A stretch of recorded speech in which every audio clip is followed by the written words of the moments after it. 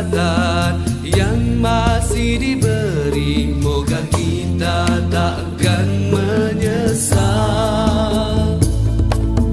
Masa usia kita jangan disia-siakan, kerana dia takkan kembali. Ingat 5 perkara sebelum 5 perkara. Sihat sebelum sakit,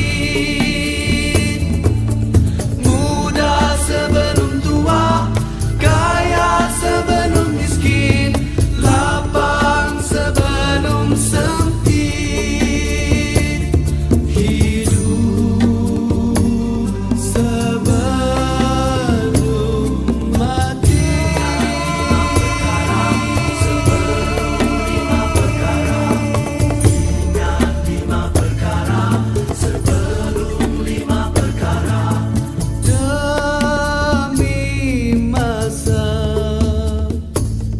Sesungguhnya manusia kerugian,